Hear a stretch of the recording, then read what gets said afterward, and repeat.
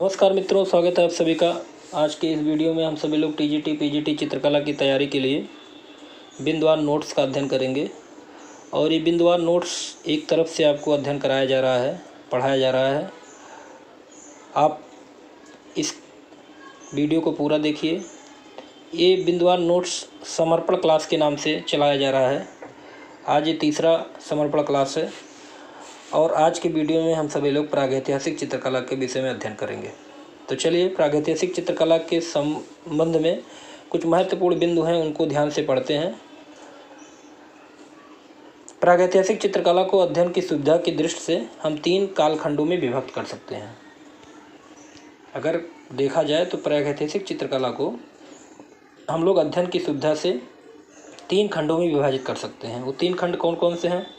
पूर्व पाषाण काल, मध्य पाषाण काल और उत्तर पाषाण काल।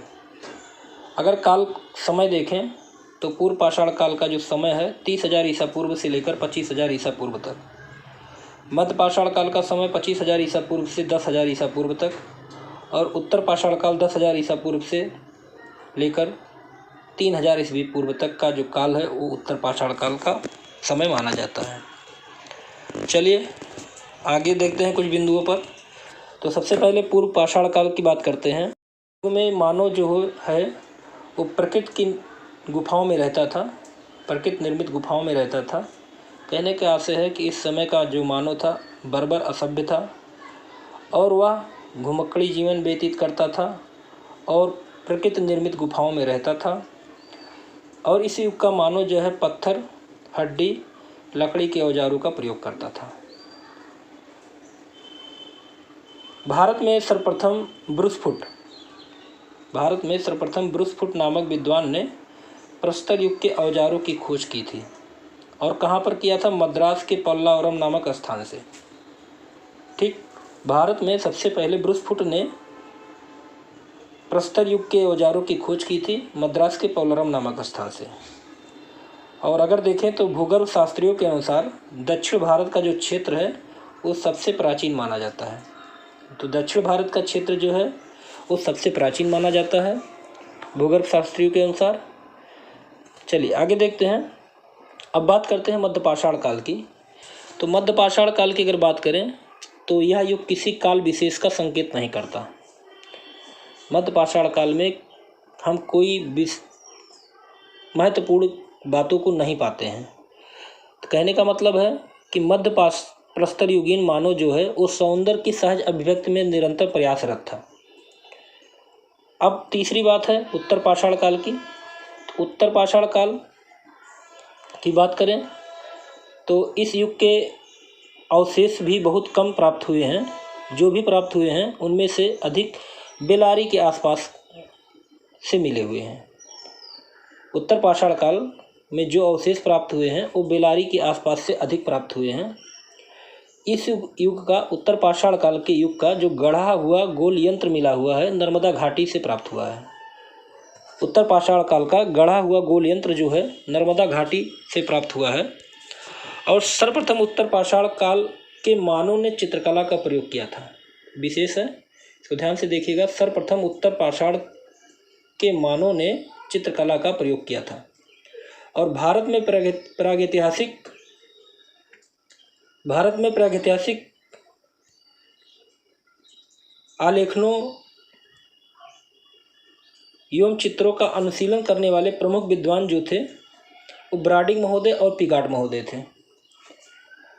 और इन्होंने अपनी पुस्तकों में प्रागैतिहासिक चित्रों के विषय में अध्ययन किया है और उसका वर्णन किया है।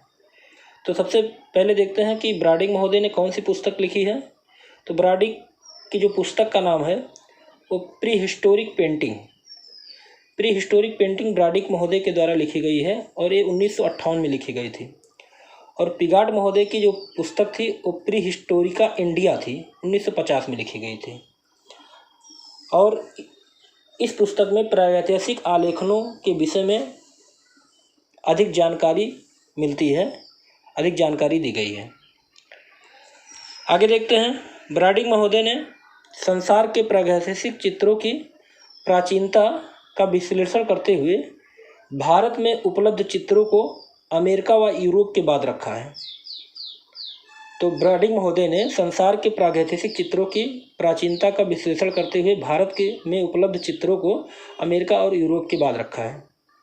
ठीक, तो चलिए आगे देखते हैं। तो प्रागैतिहासिक चित्र जो हैं वो मध्य प्रदेश के आदमगढ़, रायगढ़, चक्रधरपुर, सिंघनपुर, होशंगाबाद और मिर्ज़ापुर के लखनिया, कोहबर तथा भंडारिया स्थान से मिले हुए हैं।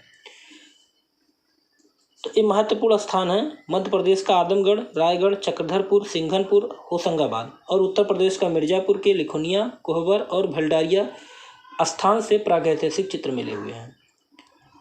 विद्वानों ने मध्य प्रदेश के सिंघनपुर तथा सरगुजा रियासत के जोगीमारा स्थान से चित्रयुक्त प्राचीन महत्व की चट्टानों की खोज की है।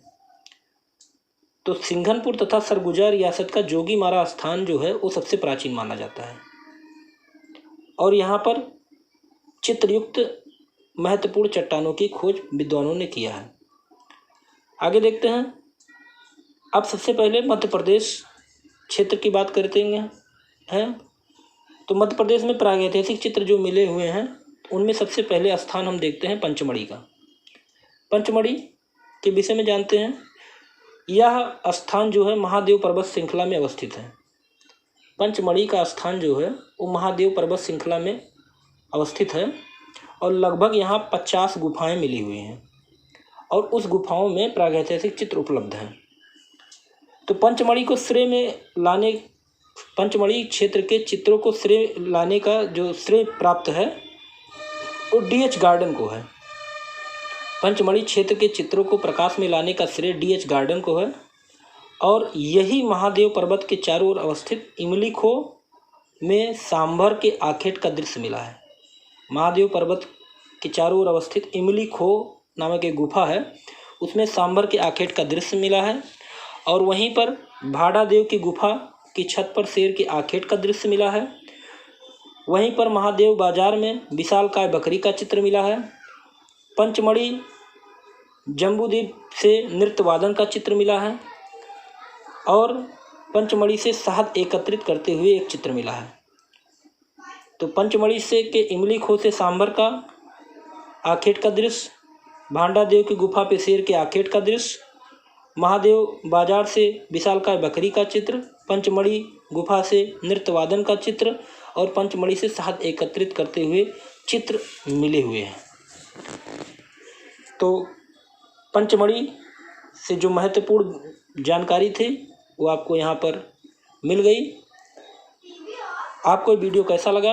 अगर अच्छा लगा हो लाइक और सब्सक्राइब जरूर कीजिएगा।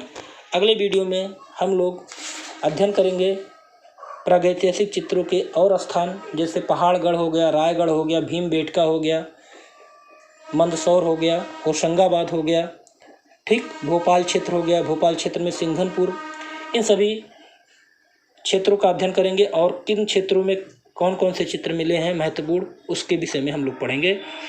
अगले वीडियो में फिर मिलते हैं, तब तक के लिए जय हिंद।